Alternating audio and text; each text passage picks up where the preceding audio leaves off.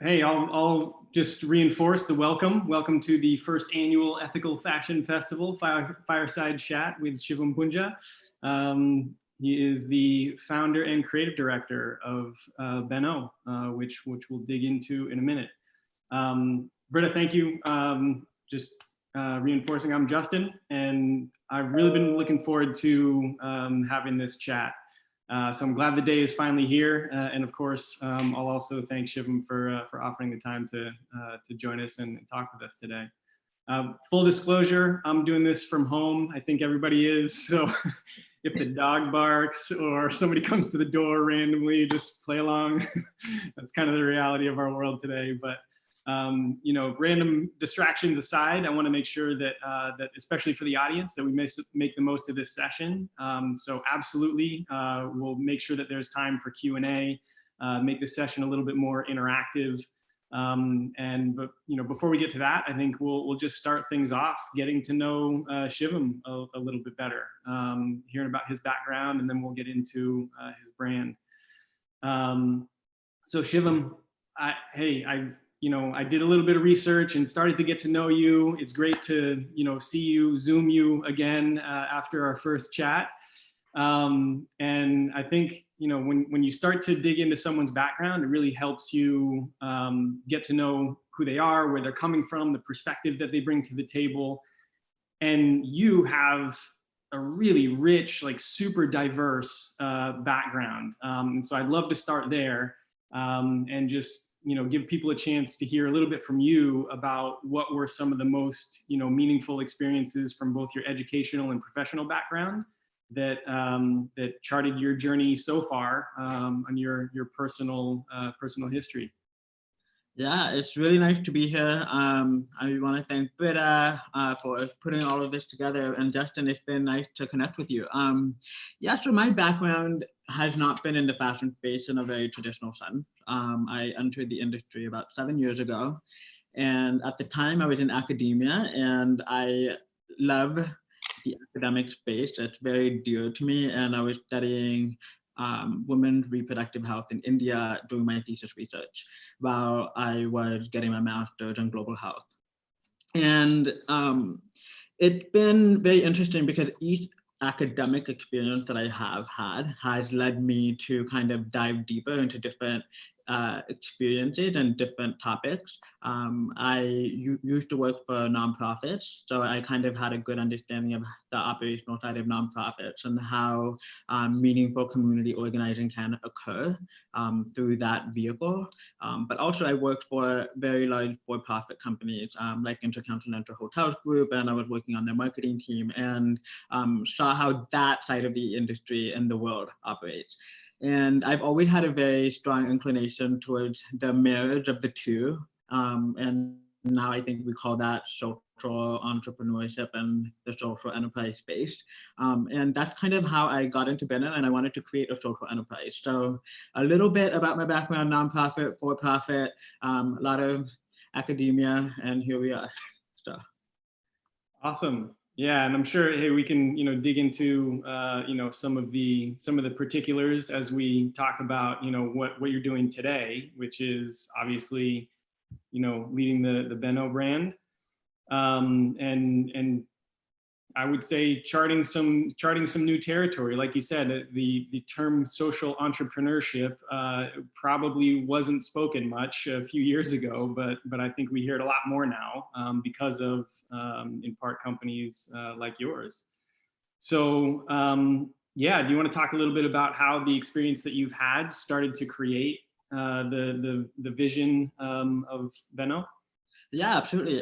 So I was in, like I said earlier, I was in grad school. I was at Duke, and I was in the field in Jaipur and in Hyderabad, looking at folic acid supplementation and the utilization rates of the pill, of taking the supplement. And a lot of our study participants were textile. At the time, I really didn't make much of my experience in that realm about learning of the livelihood of the workers that I was working with. But when I came back to Duke to write my thesis, the Rana Plaza collapsed in Bangladesh.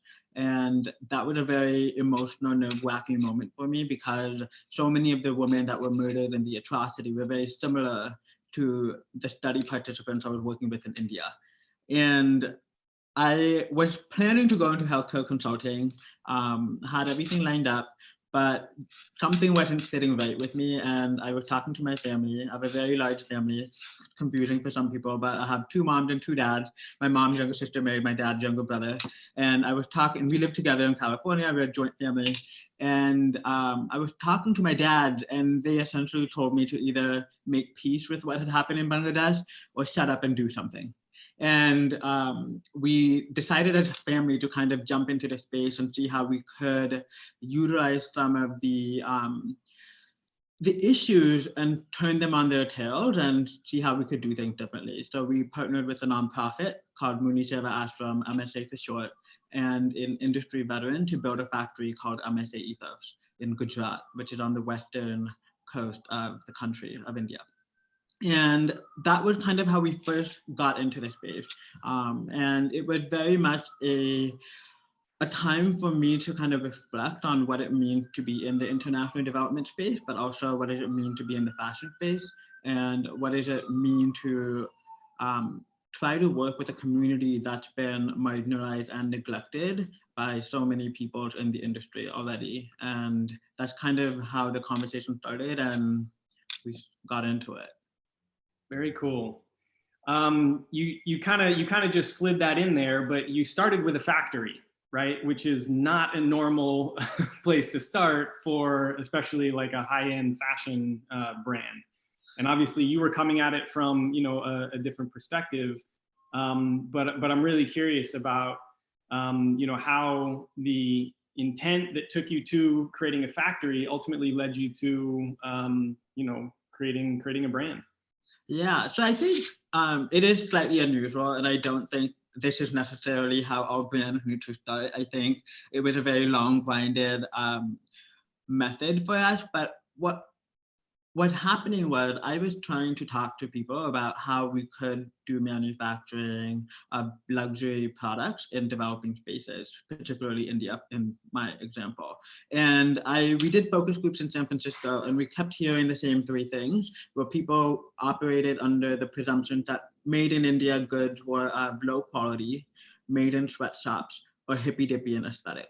And the third presumption I will not address, because I think to relegate a specific dress sense or aesthetic to a whole country is just ignorant. But the first 2, where it was low quality and made in sweatshop, were very tangible things that could be addressed and looked into. And we wanted to build this factory. So we built this factory, but then we were trying to recruit people to potentially manufacture in this factory. And that was the challenge, where people wouldn't necessarily trust you up front that a luxury product could be made. So we decided that we needed to create our own golden egg. So we decided to create a brand that would precisely do exactly that. Create luxury products in a factory that's looking at manufacturing from a different set of eyes.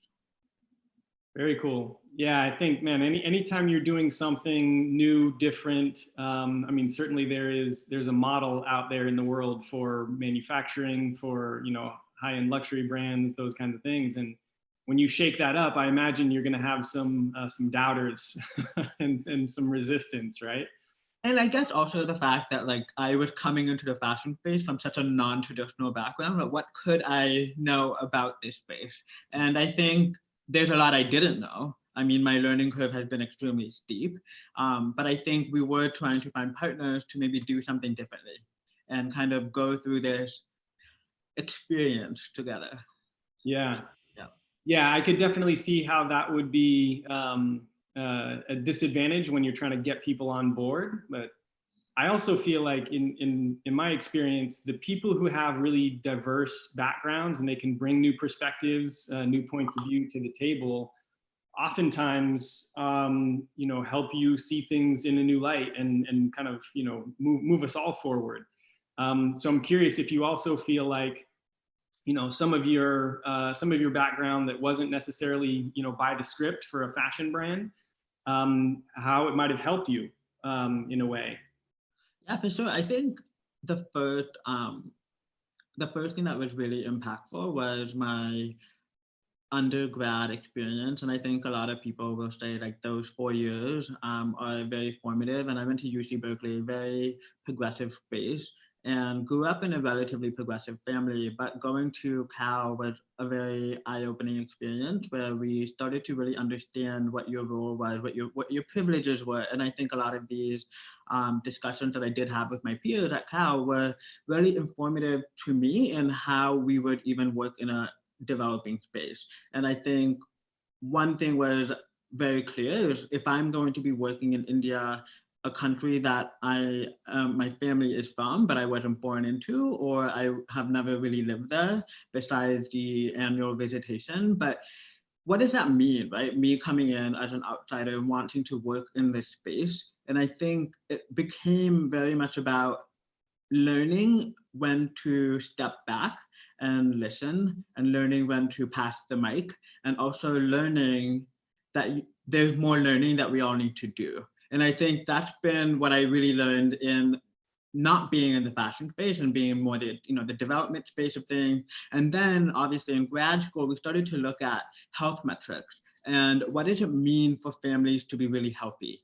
And something that we know that's been proven many times is when the mother of a family is also in charge of the finances of her family, the health status of her family tends to be better. And I think these sort of learning come into play when we're trying to work with garment workers, many of them who are women, and now in our handbag factory, many of them are men. So what does that mean in terms of the dynamics back in their home life when we're really trying to look at how do we really do community mobilization?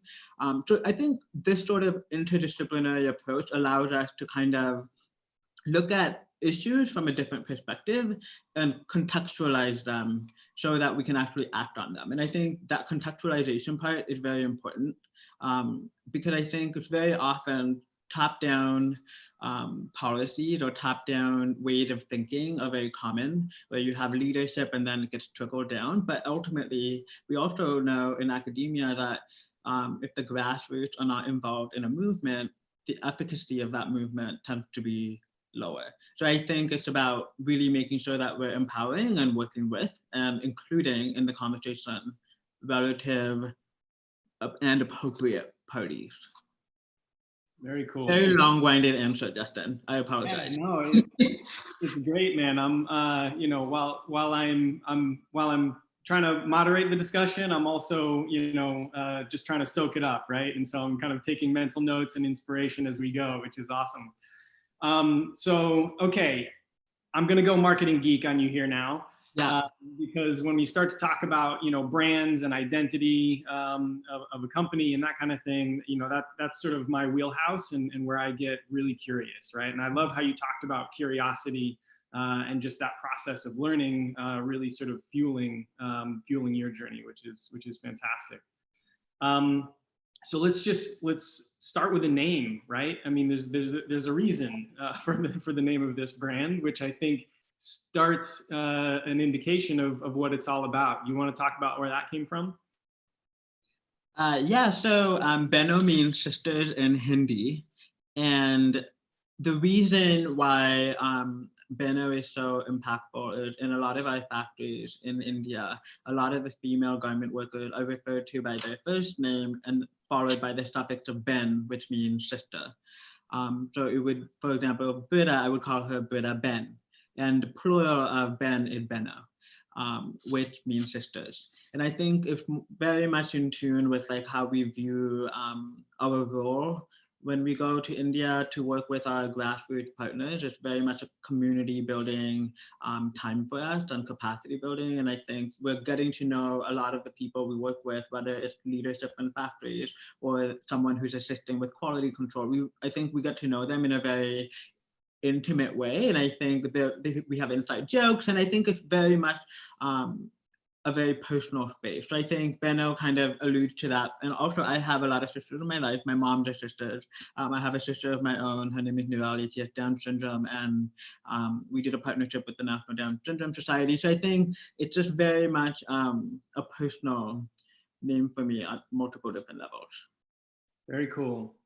Yeah, and of course it goes deeper from there, right? And again, brand geek here, but I think you guys did a good job of setting out 6 guiding principles for your brand, and you shared those externally, right? So they're on your website, and obviously they inform your decisions internally as well. I'd love to hear you talk about those, how you landed on them, and how you apply them. Yeah, so the banner standard. So this was very challenging because I think we wanted the banner standard to be completely a bottom-up set of principles that we would adhere to as a brand and work with our factories in implementing. And when we started doing research and working with garment workers, we wanted to make sure that we understood them and then kind of took it back and digested everything to see what would be possible and what would be challenging.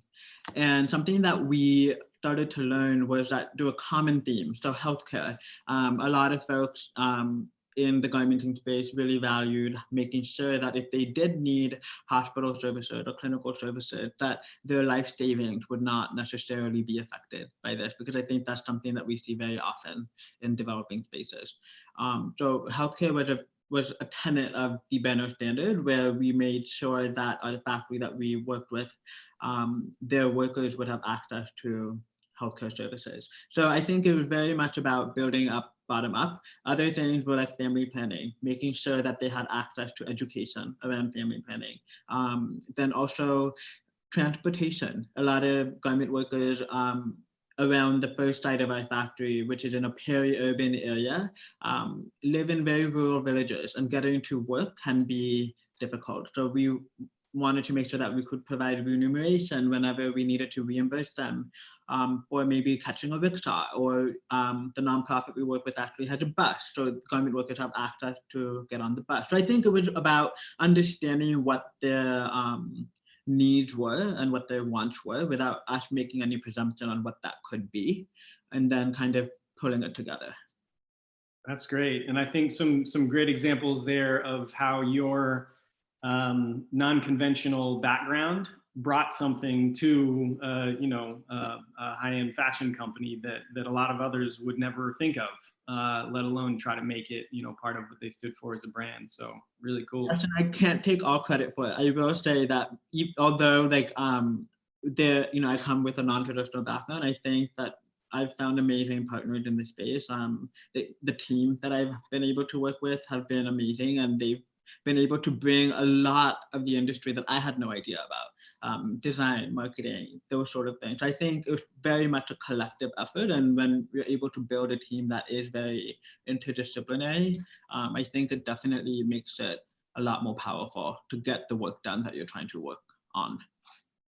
Yeah, I'm glad you mentioned that, because that was one of the other things that I wanted to ask you about. To do something like this, and obviously kind of blazing some new trail, you really need contributors from a lot of different industries or backgrounds or whatever. So your network, and subsequently the partners that you pull together to make it happen, has got to be diverse and a good fit when you bring them together. Do you want to talk more about that process and just who you brought in and how you got those different partners to work together?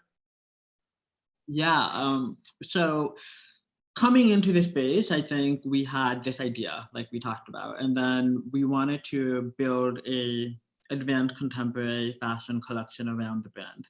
And I have no design background, but I did have a vision of what I thought the pieces that we would manufacture would look like, and what the aesthetic of the brand would look like.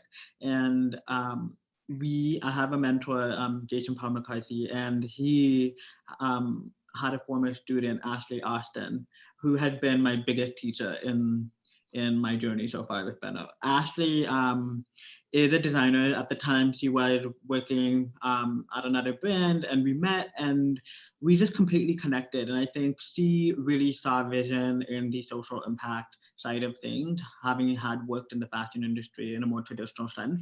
And for me, it was a dream because she completely understood the aesthetic and the vision of the brand that I was hoping to kind of execute. So I think and then from there, it was just a lot of learning from Ashley and her peers and the network that she had. And I owe a lot to her. And then I think what happens is when we're looking at scaling a business, I think a lot of times young brands sometimes are told to do things in a very traditional sense. But I think especially in today's environment, everything is changing. So we're looking to see how we do things differently. So we've always had to keep our networking game on. So I think it's always about, learning from any person that you meet. And I think that I would hold that true to probably most of the conversations I've had with people in the industry, because I think everyone has a different perspective. And I think you just never know when something you heard maybe a year ago might come back and you'd be like, oh, okay, I remember that. So I think there's a lot of other people that constantly inform your decisions unknowingly, probably at times. So. Yeah, very cool. But kind of touching back on that theme of just remaining curious and always learning, which, yeah, that's a good life lesson, I think. So, hey, I also wanted to ask you about, again, kind of from a brand lens, you always want to imagine a future, right? And the impact that you want to have on the world. And I think in your case, there's a really thoughtful aspect of sort of social impact that your brand could have. If you were to say, hey, what kind of change do you want to usher into the industry, or what kind of change would you like to see created in the world by behno? Is that something that you guys talk about as a brand, and something that you can share with us? Yeah, I mean, we talk about this all the time.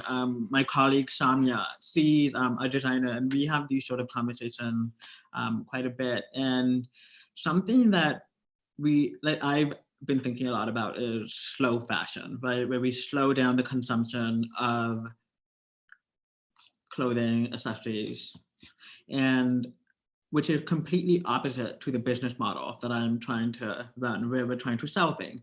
So I think it becomes very interesting for us to talk about these things in terms of, okay, how do we design a product, but market it or sell it or engage with our customers in a way where they may not necessarily need to come back to us for a long time, but that they would have a product that they can really cherish for many years to come, but also making sure that our quality standard allows for that to happen. And I think that's been part of our learning curve. We've made a lot of mistakes, but I think we've worked very hard now to perfect the product and make sure the standard of the product is very high. And I think that's one thing that I really do hope the industry continues to see. I think we saw it with the onslaught of the pandemic, where people were just consuming less, perhaps because it forced us to consume less, but also we started to realize what maybe the really important things were. So I think that sort of mentality is important for our industry, especially with fast fashion having been a driver for many, many years now.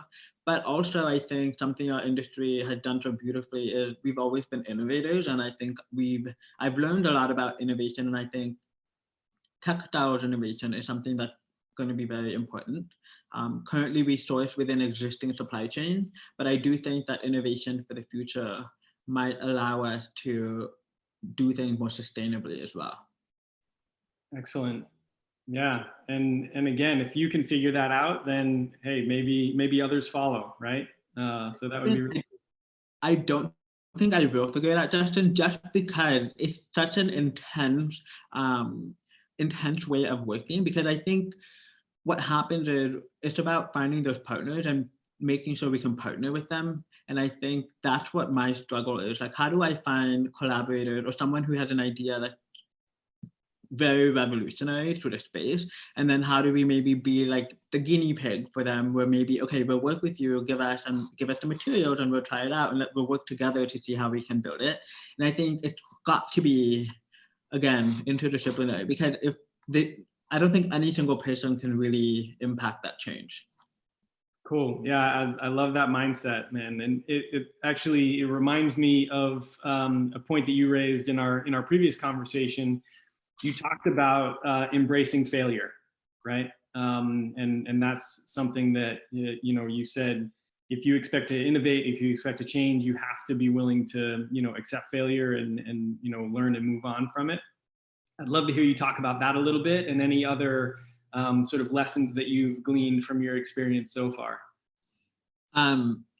Well, we've made a lot of mistakes, so happy to talk about that. One of the biggest things that I think we have learned is, and continue to learn about, is inventory management. And I think as someone who is averse to the fast fashion model, where we're constantly stocking up heavy, high levels of inventory, that was a mistake that we did make early on when we were doing ready to wear. And I think that mistake also did happen simply because the industry is so skewed in terms of how you retail and how you sell and how e-com works. And it was more about, that was part of the learning curve. But I think now, having known a lot more about how inventory cycles work, we're able to be more mindful and produce only what we need, and also not create very trend-driven seasonal production, but rather make timeless pieces that maybe can live on our website for a while. So even if the season is officially over, that we don't need to be in heavy discounting and that sort of thing. So I think those sort of learnings have been made. And I think that some of the other things that we've really had to learn about is, when building the behno standard, what does that even mean for some communities? Because while we think we are trying to work with communities, and we are working with communities, there might be a portion of that community that is being negatively harmed. And just like one example, and I think we talked about it, Justin, was when we were looking at recruiting garment workers, we had a woman who was telling us that her mother-in-law did not want her to work at the factory. And this is something that is a norm in rural parts of the country, where the role of a woman in the workplace is something that evolving. And I think we were talking to her and we said, okay, well, why don't we bring your mother-in-law into the factory and show her what the factory looks like, because her mother-in-law was concerned that it wasn't a safe space, it's dangerous, and we wanted to kind of elucidate that some of the concerns might not really be concerns. So we brought the mother-in-law in the factory and she was very happy. And then we even said, why don't you work here? So that would be interesting, right? Because now you're able to also earn a living for yourself and experience the same sort of work your daughter-in-law might be doing. But in the process, the mistake that we made was, now we literally had created a system of constant surveilling of the daughter-in-law. And I think that was something that was very eye-opening for me, because it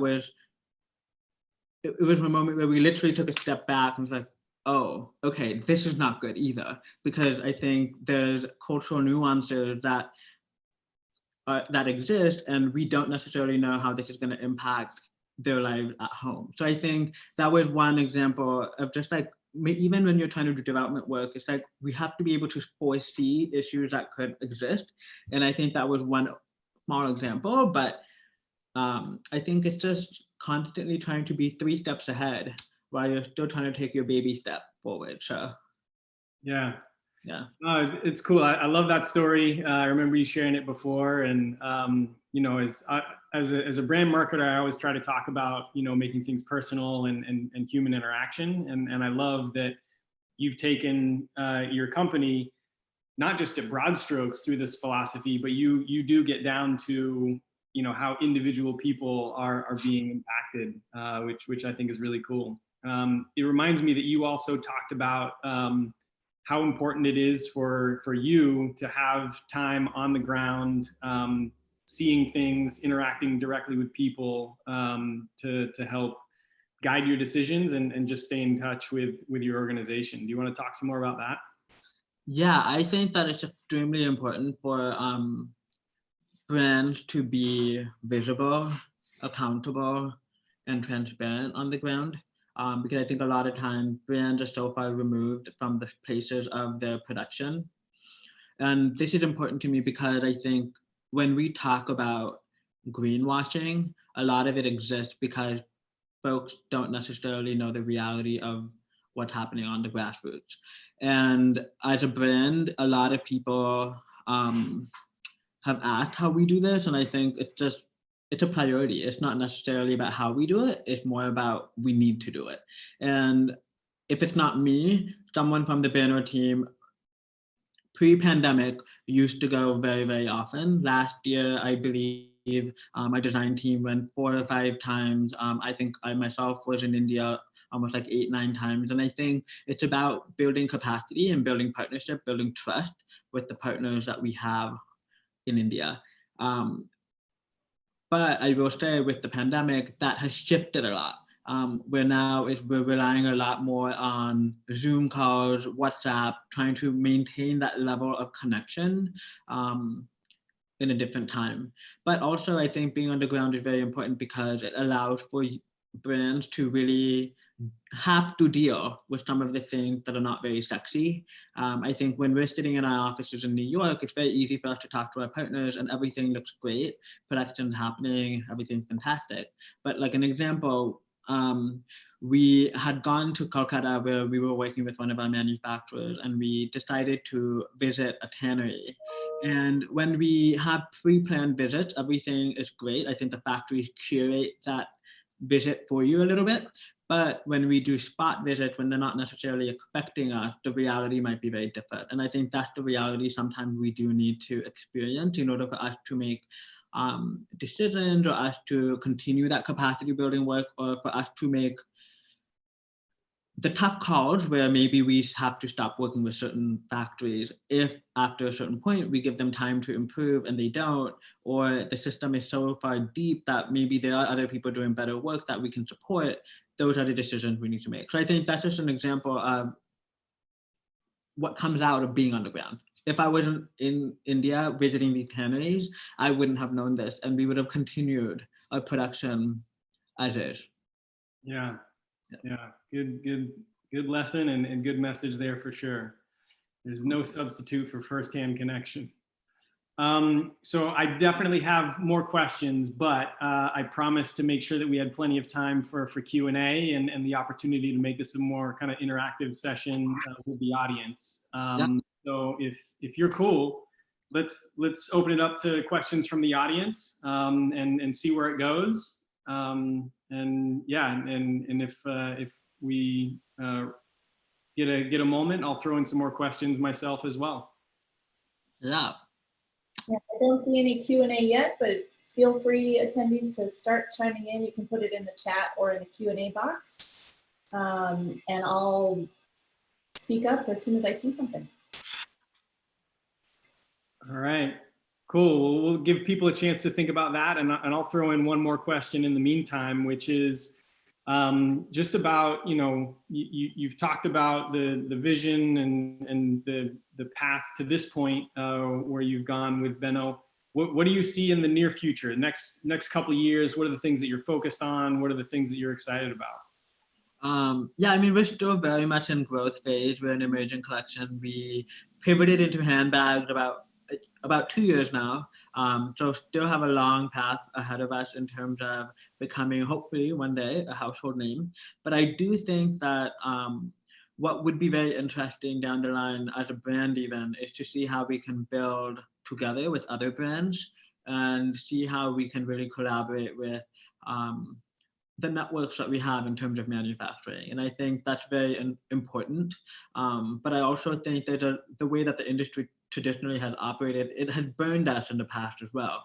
When we've opened up our supply chain and then we suddenly get dropped by a manufacturer because our orders aren't as big as someone that we introduced them to. So there's a lot of internal dynamics. But I hope to come to a place where maybe that can be done a lot more freely and openly. Yeah, and I know, you started with a factory, right? And then decided to create the brand. The factory is still part of the business. Have you had any experience bringing more partners into your factory for production for different brands, for example? Yeah, so the factory, MSA Ethos, now actually is a cut and sew factory, and they manufacture for a lot of domestic Indian brands. And they also manufacture a lot in the healthcare space. So I think it's changed a lot over the years since we first built it. And it was more about learning about the region in which the factory was nested and seeing what it would be best equipped to do. Yeah, but to answer your question, Justin, it does manufacture for a lot of domestic brands in India. Yeah. Very cool. That's awesome. Okay, another, just actually, let me check in with Britta before I just keep going. No questions coming in yet? We're good. You can just keep chatting away. Okay, cool.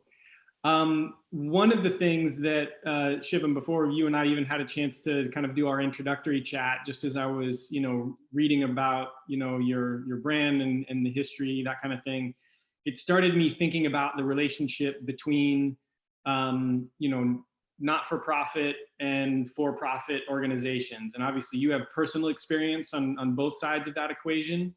And behno it's a for-profit organization, but it brings into the mix a lot of philosophy and intent that you would see in nonprofit organizations.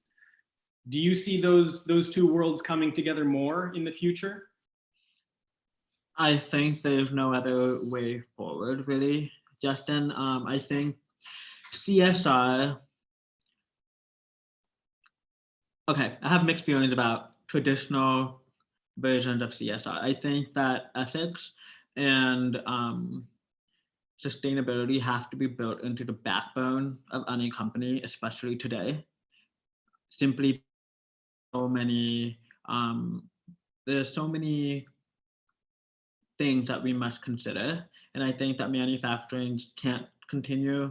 Even if you're a service-related business, I think the traditional ways of doing things are shifting, and I think that it's becoming more of a conscious business model. And I think that most businesses will become social enterprises. Maybe they may not even know that they are, and I think that has to happen more and more. Simply because the world is changing so rapidly right now, with climate change, with human rights issues at a very fundamental level. And I think we need to be reactive and make sure that we catch up to a point where at some point we are proactive. So we're gonna have to shift. Yeah, no, I couldn't agree more, and that's part of why I asked the question. Put that one on a tee for you. I'm curious if there are other brands that you see out there that you feel like are doing a good job of that you have a certain amount of respect for, or maybe you want to take some notes from what they're doing and apply it yourself. Yeah. I think obviously Eileen Fisher, she's doing an incredible job. I think she has done such a great job simply also because the team that's been built around sustainability efforts. And I think it's such a very strong message for emerging brands that larger brands are building out teams around sustainability and manufacturing, and making sure that the traditional production teams are no longer just traditional production teams. So obviously Eileen Fisher is very inspiring to me, along with Mara Hoffman. And same thing with Mara Hoffman brand. I think that they are so in tune to their manufacturing practices abroad that it allowed us to also kind of understand what we can learn from them. Because I think they manufacture in many more countries than we do. We only really manufacture in India. But I know that Mara Hoffman manufactures in South America, in India, other parts of Asia. So I think it's very inspiring to see how all of these efforts are coordinated in a way that the brand essence of ethics doesn't diminish. And I think that's very inspiring to me too. Yeah, it's great. It's great to see that becoming more and more common, and to see that it's not an anomaly, right? It can it can happen at a large scale. It can happen in multiple cases, right? So really cool. Let's take it to a kind of a personal level for a minute. Yeah. More of like individual stories. When we talked last time, you talked about some some stories of individuals who you had had a chance to see come through your organization and you know, kind of go on their journey with them. And I don't want to like spoil, I don't want to steal the thunder from your story, but I'd love to hear you share some just stories of individuals that you felt were inspiring, or you know, just made you appreciate what your brand and company can do. Yeah, so we did something called the Garment Worker Project in 2016, and we took portraits of 16 of our garment workers at MSA Ethos. And one of the garment workers that we took a portrait of, her name is Kalpana Ben, and she stood in front of a river for her portrait after 3 years of not having walked by that river. And the story is, it's so crazy to me, but it's so inspiring as well. She was washing her clothes in that river, and a crocodile attacked her and tore off her arm. And the hospital at MSA Ethos reconstructed her arm and brought back, I think 60% functionality to the arm. And Kalpana Ben is someone who doesn't necessarily need to work at our factory, but she's always been wanting to be in some sort of leadership position. So she was a line leader at our factory. And when I first learned of her story, it was a story of resilience, a story of stamina, and a story of really standing up for what sort of world you want to build around you. And that was extremely inspiring to me, but also simply because she's such a badass, right? I mean, she's a line leader, and she's doing such a fantastic job in a space that has been traditionally male driven.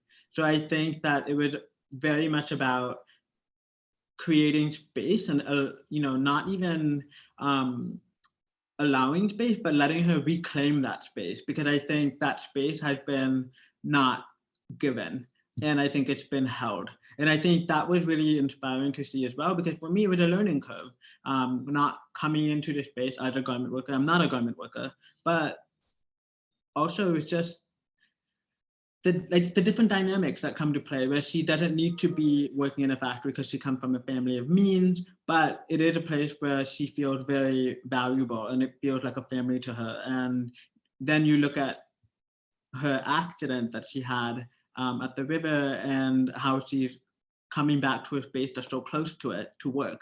And it's very powerful. Yeah. Yeah, man, there's something invaluable and definitely not quantifiable when it comes to a sense of purpose, a sense of, you know, family, community, those kinds of things for every individual. That's awesome that she's sort of found that. Yeah. So I know that part of our audience, either right now and or you know, watching the recording of this, will be students who are, you know, they're probably still trying to figure out that purpose for themselves, right? Any advice that you would offer to someone who's maybe, you know, studying fashion design now, or looking to get into the industry, or looking for a sense of you know, sort of social purpose in their work? I think not having studied fashion design myself, I don't know if my advice would be helpful, but I will say that don't be afraid to work for companies that maybe aren't doing things in a very traditional way, because I think that nothing is going to be traditional anymore. I mean, the world is changing so quickly, but I will also say, like, it's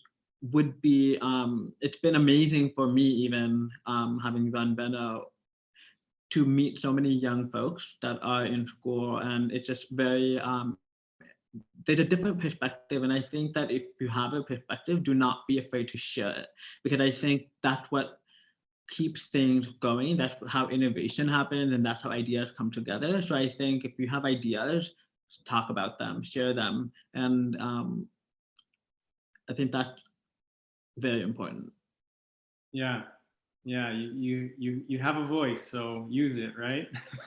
And I think like, there's obviously dynamics like when you're like interning for a company, and I think you have like a boss, and these dynamics exist, but I think that it's part of your boss's role to create a space where you feel comfortable chiming in with ideas, but also chime in anyways, because I think like there's so much learning for all of us to really do. Cool. Yeah. Yeah, I think that that's a great message too. To not just use your voice, but for those of us who are in a position to help other people, find their voice. That's important as well. That's great. So I also wanted to ask on you talked about embracing failure and learning from maybe the mistakes that you make.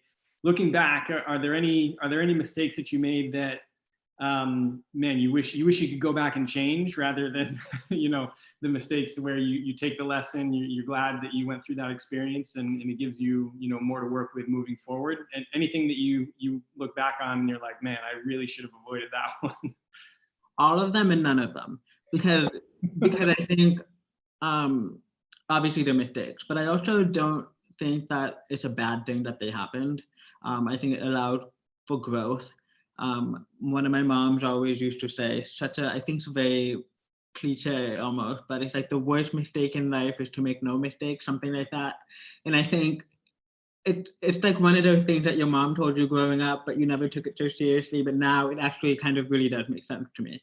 Where I think it allows for growth, it allows for us to kind of do things differently, change things quickly. So yeah, obviously they were all mistakes, but I think they've all created opportunities for us to learn. Cool. Yeah. All right. I think we're past the mark here, but if I can squeeze out a few more minutes at least, I have one question for you that is kind of a unique connection between you and I, right? So you're in New York now. Obviously, you said you were in India, what, eight to 9 times last year, and that's just last year. So you kind of have that perspective of both New York City and India as a country. I lived in New York. I lived in India, and I have to tell you a story. The first time that I went to Mumbai, I got this feeling that was really familiar, and for a little while I didn't know what it was, but then I realized, man, this is the feeling I used to have when I lived in New York. This ambient energy, inspiration, just pace. I've never felt that in any other city except Mumbai and New York. And so you have experience with both. And so I have to ask you, like, city that never sleeps, which one is it? And how do you compare those two cities? I'm probably with you on that. They are both very, very lively. Yeah. And I think that Mumbai is like a country that never sleeps.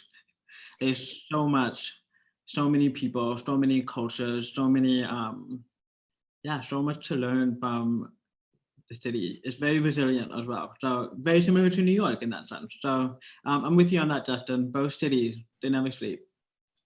For sure. That's cool. Well, hey, man, I feel very fortunate that I got to experience both, and I'm happy for you that you have too. And man, I want to wish you luck on the rest of your journey. Thank you very much for your time today and sharing your story and all of your insights. Man, it was great.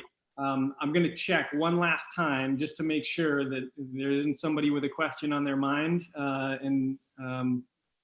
If there's anybody out there, now's your last chance to fire off a question.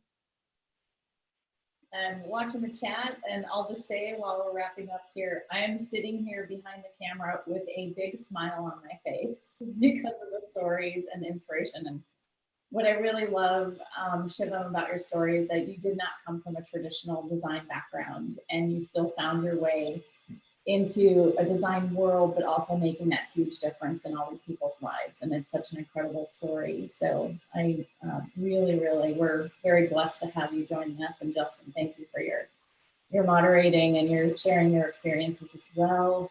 And so we'll wrap it up. And thanks everyone, all the attendees for joining us. And we have at 12:30 a lunch and learn, which is actually an interactive session for some younger, students that are watching for some advice on building a fashion business. So please join us for that. And again, thank you. Be well, everyone, and we'll see you at the next session. All right. Thank you, Britta. Thank you, Justin. Thanks to both of you. It was great. Yeah.